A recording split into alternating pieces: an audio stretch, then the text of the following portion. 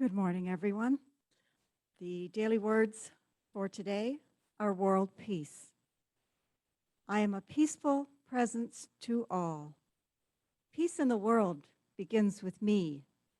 I consider it a sacred responsibility to respond to all people and circumstances peacefully. I forgive myself for those moments when I am less than peaceful, and I quickly return to the peace of God in my heart. I am a living expression of God, just as all people are. My tranquil bearing inspires peacefulness wherever I go and with everyone I meet. Each day, I join like-minded people everywhere in a renewed commitment to be a presence of peace. I give thanks that as each of us communicates God's love in our unique ways, peace and harmony are established in individuals, families, communities, and among nations throughout the world. Put things in order. Listen to my appeal. Agree with one another. Live in peace, and the God of love and peace will be with you. 2 Corinthians 13:11. It is now my very great pleasure to introduce our own Pauline Duncan-Thrasher, who is our speaker for today. Pauline has been an active Unity prayer chaplain since soon after joining the Unity of London. She is responsible for organizing our Sunday service schedule, teams of volunteers, and speakers. Pauline is also a past president of the Unity of London Board and a dedicated student of Unity teachings, ready to embark upon her intensive week of leadership training beginning October 25th. In addition, Pauline is a certified communications and lifestyle coach, speaker, and published author. Today, her presentation is entitled Crackle and Shine, Part 1.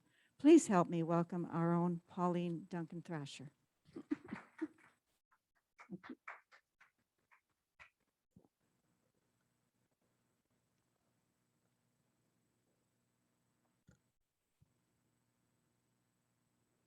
Thank you so much. To those who are here, what a joy to see real live people. And to Peggy for that nice introduction.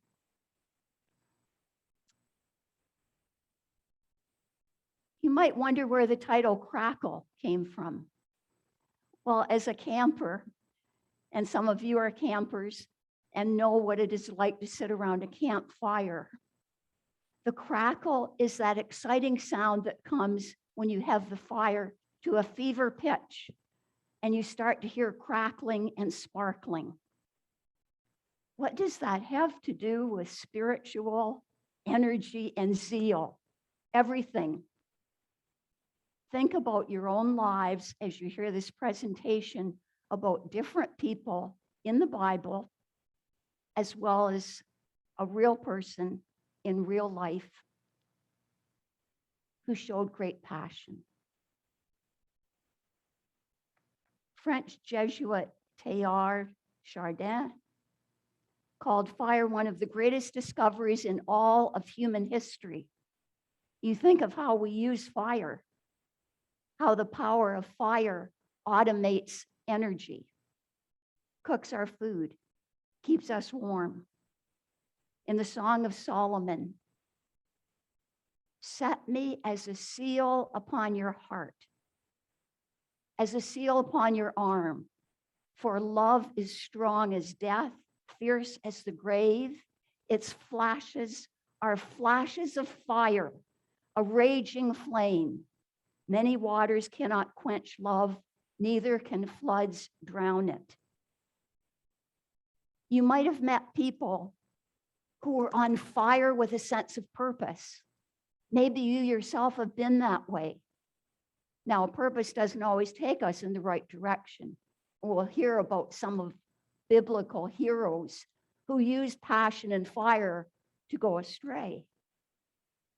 Then they came back, and they used passion and fire to go closer to their spiritual source.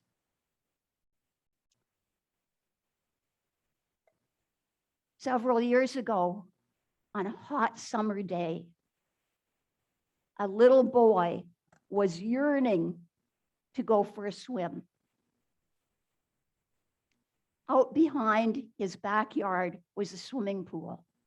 Not a pool, actually, a swimming hole. Good old-fashioned swimming hole. It was a hot day, it was cool. In his excitement to get to that swimming hole, he dropped shoes, shirt, socks, and went racing toward the swimming hole.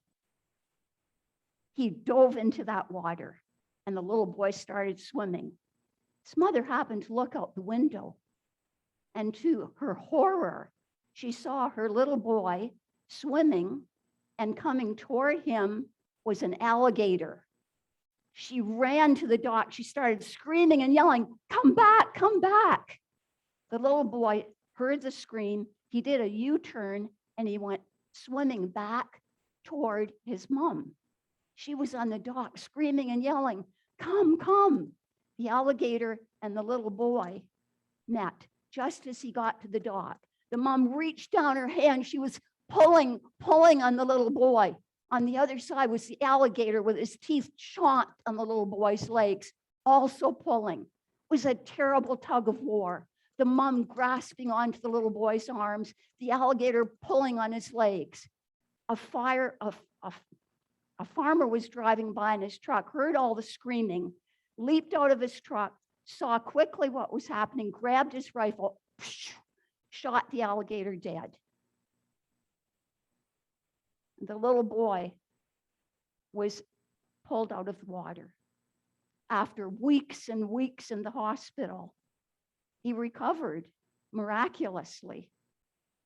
A reporter was interviewing the little boy and asking him, what was it like? How was he? And then the reporter said, "Could you show me your scars?" Little boy pulled up his legs, up his pant legs, and all up and down his legs were big gougy scars that the alligator had left. Then the little boy said, pulled up his shirt sleeves, and he looked at his arms proudly, and he said, "These marks are from my mom. She got hold of me and she wouldn't let me go." Have you ever been in a situation where you felt terrified, you felt alone, you felt needy, and you went to the only person you could go to at the time, your divine source, your God inside, and said, "Hold me, God, hold me"? That is the power of passion. That is the power of need, love, and faith.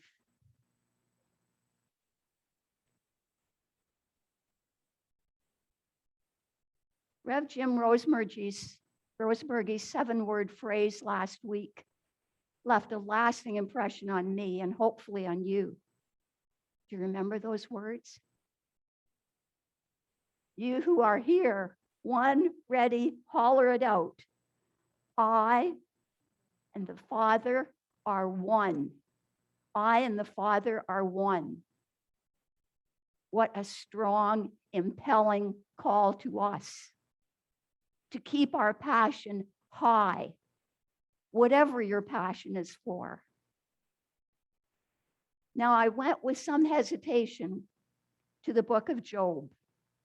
If you've ever read the book of Job, you know that it is filled with a lot of calamities, disasters, afflictions. And in fact, the word Job in Hebrew means persecuted, calamitous, afflicted, adversity, adverse desires. But it also has a connotation of coming back, restored to one's senses, penitent, and converted. What a dichotomy. Now, I had never read the entire book of Job. I hesitated to read about affliction and suffering. Maybe you can relate. But when taking a closer look and reading about it, I recognized that the theme of Job is not the problem of suffering. The theme is the injustice of undeserved suffering. Have you ever suffered in your life? Of course you have. Have you ever, in the back of your head, said, what did I do to deserve this? God, why are you doing this to me? Why are you making me suffer? That person that I know down the street who does awful stuff all the time, is he suffering? No. He's leading the life of Riley. What's wrong here? Well, if you ever said things similar to that, even if you whispered them or thought them in your head, you're a little bit like Job. This is what Job did. At first, he was wealthy, prosperous, had a huge family, lots of children, lots of animals on his farm, big property. And he gave to the poor, paid attention to those who were suffering. And then all of a sudden, he began to suffer, lost everything. And that's when he started to rant and rave at God. Now, I had always heard the phrase, the patience of Job. No, he was not patient. He threatened to sue God. Not really, but he had this conversation with God. Why? Why are you doing this? And the bottom line is that he went the victimness. This is not fair. This is not just. What's wrong with God? And at the end of it, he figured out, my interpretation, that's life. Sometimes the good suffer. And sometimes those who don't appear to be good don't suffer. Get on with your life here.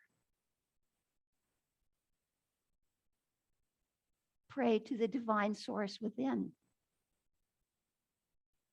And when he came to that conclusion, which took a lot of suffering and a lot of travail, all the good things came back multiplied. Everything good restored to him. Now, in his demand of an explanation of why he, a righteous man, was being so badly treated, came a transition from a man who was self-righteous, saying, why me? I'm good, I'm just, I'm right. Why should I have to suffer? Made a transition from that to a true interchange of heart, to a true sense of what was valuable, innermost consciousness. In his self-righteousness, there was fear of evil. And all the evil that he feared came back to him.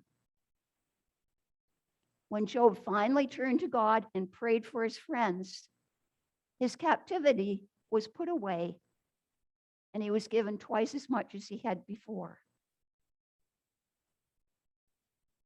When the awakened individual seeks the cleansing, redeeming, transmuting Christ power within, he enters into true peace, joy, and abundance. How often are we like Moses? Eternally questioning the how and why of God in almost every single step toward the promised land. In fact, he questioned so much that he was not allowed to enter the promised land. We see Moses as a great hero. And yet Moses' passions took him up to a high height of spiritual connectedness and down far away from spiritual connected. Reading the Bible can give us an insight into ourselves, into our humanity, into our ups and downs, into our closeness with spiritual connection, into where our passions may lead us toward deeper spiritual union, or sometimes astray far away from that.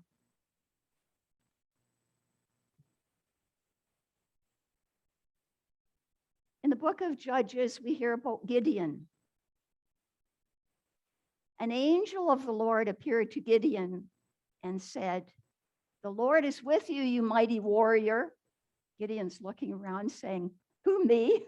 I'm not a mighty warrior."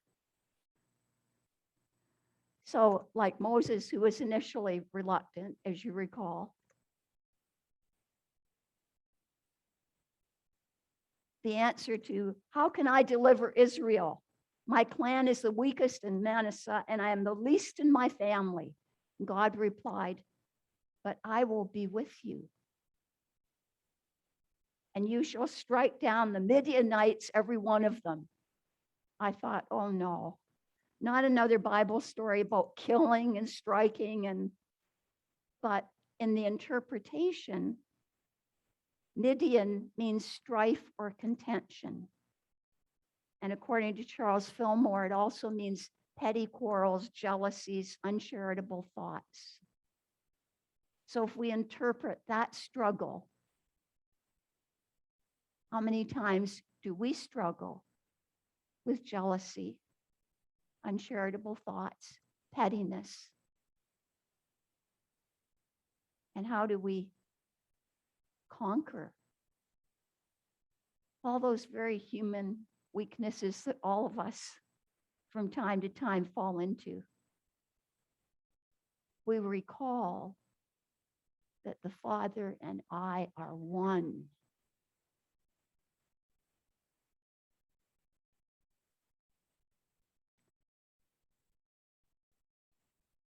Finally, Peter from the New Testament, one of my very favorite apostles. Can you relate with Peter? Can you relate with his impetuosity, his exuberance, his enthusiasm, his weakness? But there was something about Peter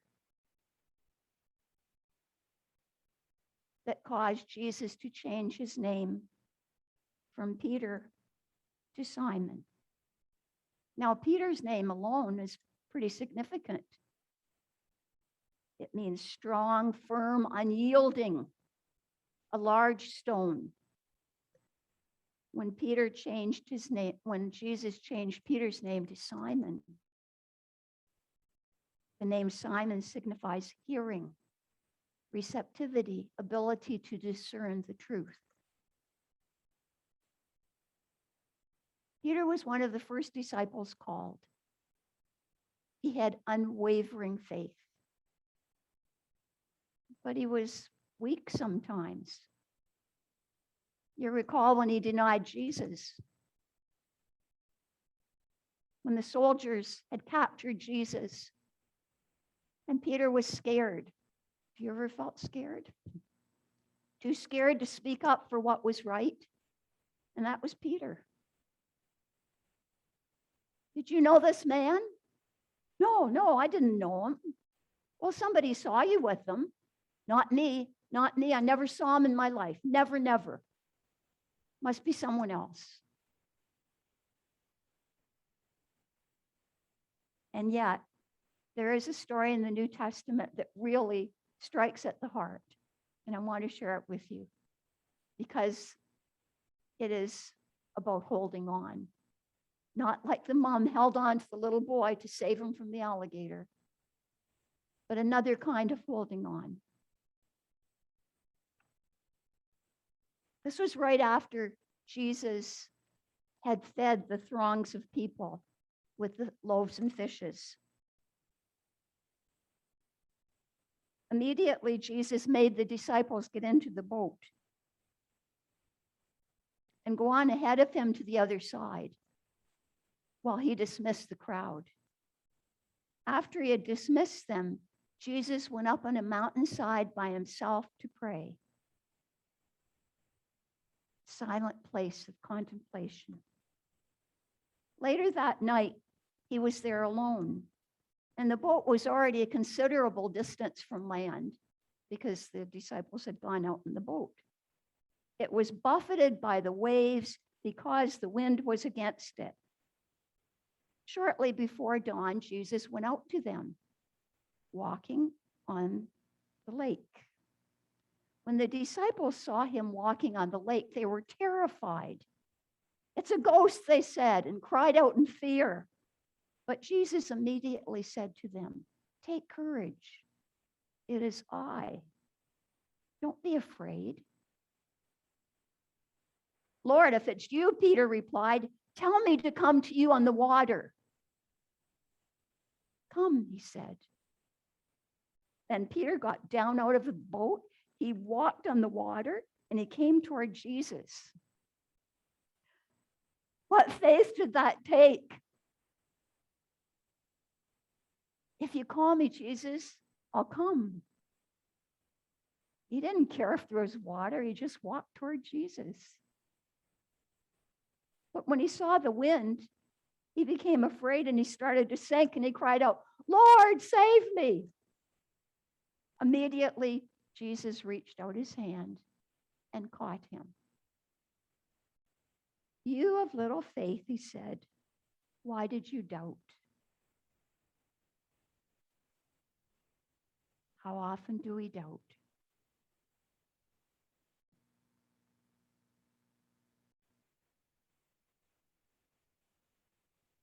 How often do we start out strong in faith, passionate in our zeal, saying, "Yes, yes, I believe, I believe." And then partway through a dilemma, "Gee, what am I doing? I'm all by myself here. I'm weak. I can't do this." That's the time to come back to our inner source, to say, "God, you and I are one."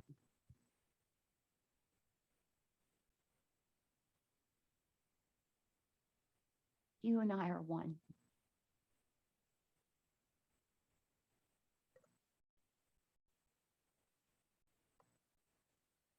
In Proverbs, it says, "Lean not on your own understanding."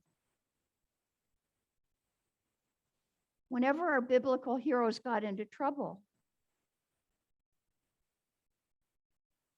they were trying to do it all alone.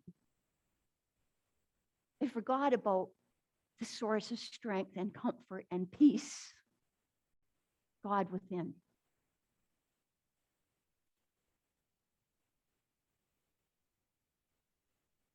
Rev Jim gave us a challenge, and I sent him an email after his presentation, and I said, all those people who said, "Yes, we're going to respond, we'll let you know in 40 days, how that phrase, 'I and the Father are one,' is impacting our lives." I hope you remembered that challenge. I hope you're continuing to observe it. It is the most powerful phrase I've heard since joining Unity, and I've heard a lot. I and the Father are one can energize your spirits in such a way that you will never, ever believe that it is only you. Because it's not only you. It's you and the Father.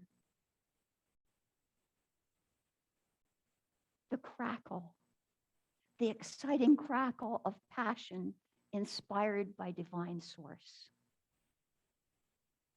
And all those little sparks that go up in the air are the sparks of your energy reaching out to everyone in our community. Crackle. And the next part in 2 weeks is shine. I hope you'll be here for that. Let us now go into meditation.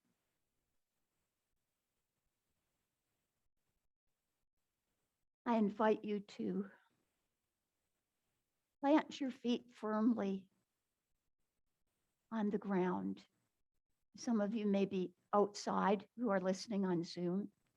Here at Unity Nelson, 501 Nelson Street, our feet are on the floor. We feel the firmness beneath our feet. We feel the light and love flowing from the top of our head through our whole being. Light and love of the presence of divine energy, the source. And in our 5-day-a-week daily prayer and meditation, we often stretch. So we will stretch here. And our stretching is our opening up, opening our hearts, our minds, our spirit to the inflow. The inflow. And as you feel that inflow of loving, warming energy, know that the glow can stay as long as you choose to keep it within.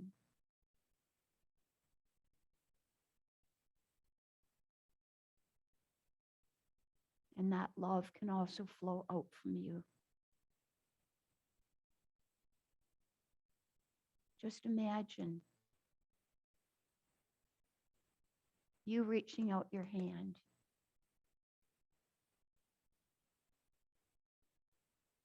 Reaching out your open hand. Reaching out 2 hands. And through your hands flow love and generosity to those around you. Really, that's what our way shower did. And when Jesus said, I and the Father are one, we too can say, I and God are one. I and divine presence are one. I invite you to take a few moments, and I'll let you know when our time is fulfilled.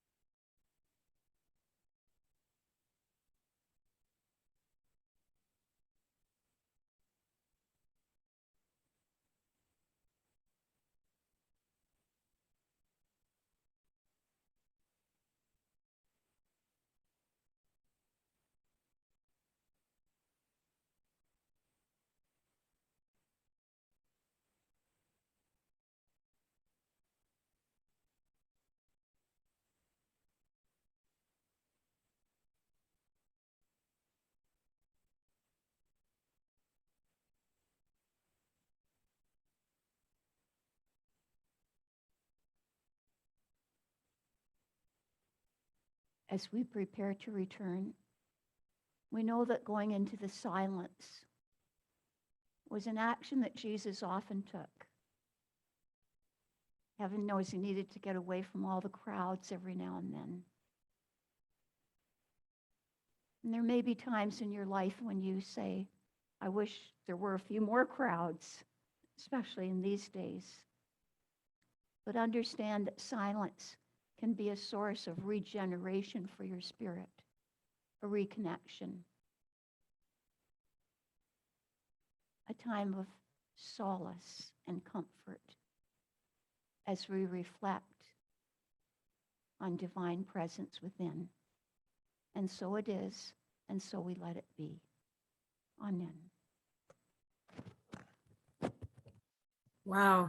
Thank you so much, Pauline, for a in-depth and very thought-provoking talk today about crackling and getting ready to let our light shine, or knowing that the light is there.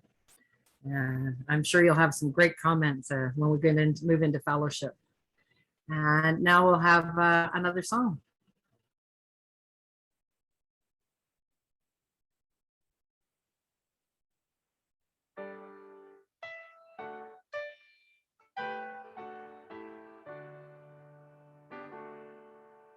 Love is my decision.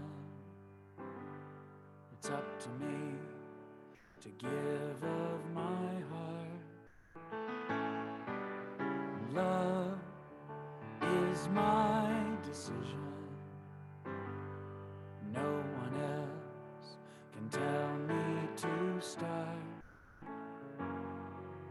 And once I decide to change my mind, God will show me how. Love is my decision right here and now. Love is my decision. It's up to me to stand on that bridge. Love is my decision. No one else can make me forgive. And once I decide to change my mind, God will show me how. Love is my decision right here and now.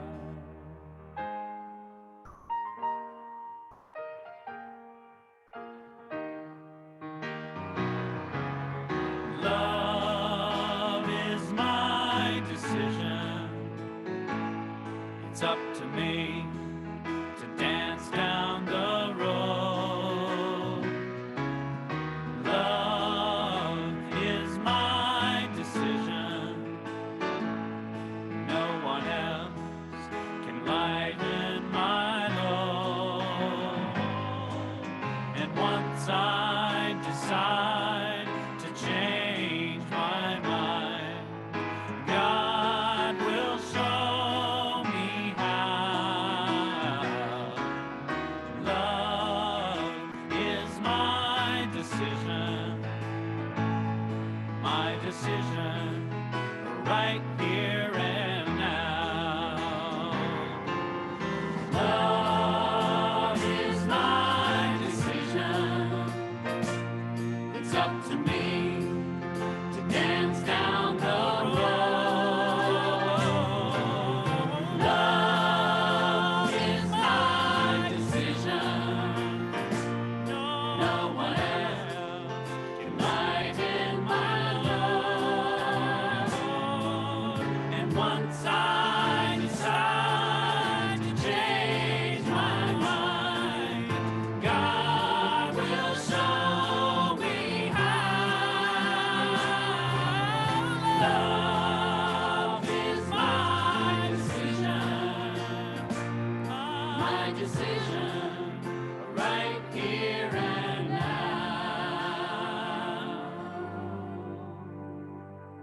My decision right here and now.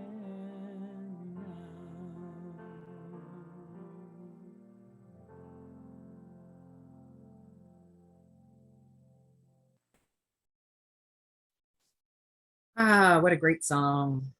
And now we take a moment to rejoice and be appreciative and show our gratitude for the abundance that we continue to receive and share at Unity of London.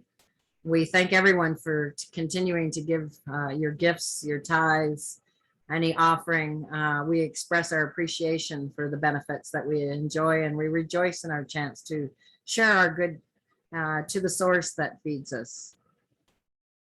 And now for our prayer for protection.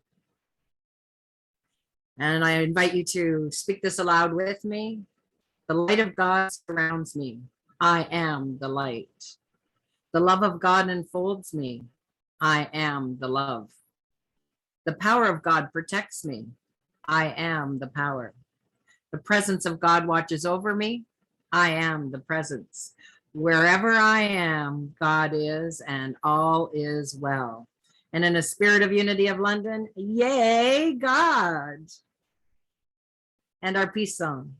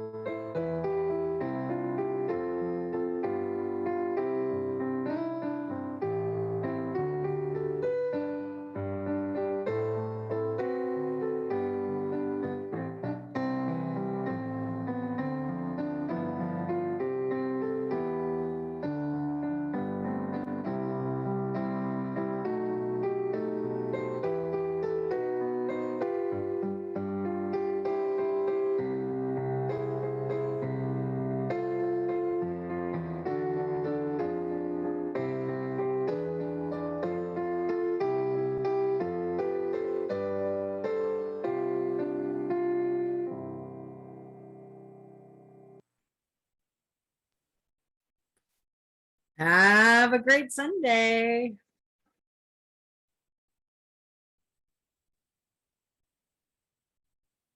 And I noticed that George took over the driver's seat. Barb took the back seat. Oh.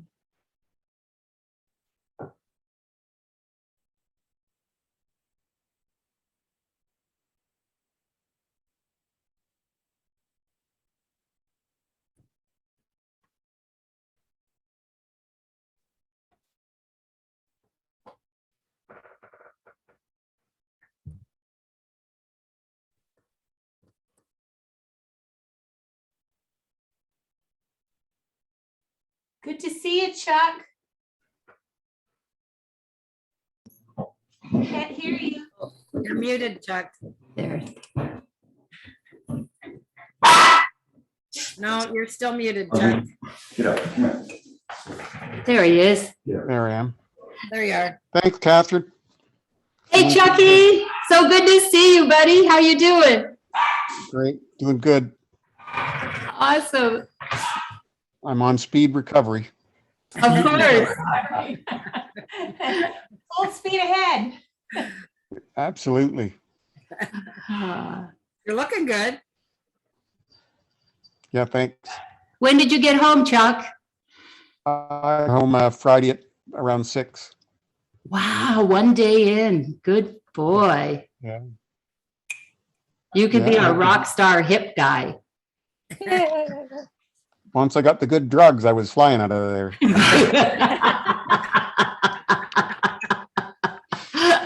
Oh, Oh, So glad you're feeling good. Thanks. Barb and George, you guys look awesome this morning. Well, thank you. Yeah, they do. Yeah. We're We're just watching the rain again. Well, that's a good pastime. Nice and, nice and sunny up here. Move your farm up here. A Yeah. lot better weather. You're in the wrong place, you guys. I know. Sylvia, you look so relaxed. Oh my goodness, where are you? Malachi Lake or Lake Malachi. It's up by Kenora. Larry and I were here in late June, early July. And we came up, supposed to be for a week, but on Wednesday, our hostess had a fall and she fell on the corner of a two boards and Ooh, on her side, and we think her lung is bruised, but Ooh. anyways. And it was the day before. If you look on my Facebook page yesterday, I posted a collage. They brought in a huge man lift. Larry and Jack went to get it Thursday night, and they got it onto the barge, and then to where they were taking it off the barge. And anyways, it took 2 days to actually get it to the cottage. Yesterday all day they got stuck in the mud. This thing's huge. Wow. Just to finish the siding on the house, Oh, or yeah. on the cottage actually, but it's a 3-story. It's huge. see, I was trying to figure out what it had to do with this woman with the bruised lung. I wasn't able to make the connection. Well, we couldn't leave them with like Michelle can't do anything. Uh-huh. There's no way Jack could have gone and done that himself. Yeah. And I think it would have been hard for Jack and Michelle, and basically they're in their last week and a half to shut down. Sure. So we couldn't leave them, high and dry. So we're staying. Well, geez, we hate to have to stay on vacation, don't we?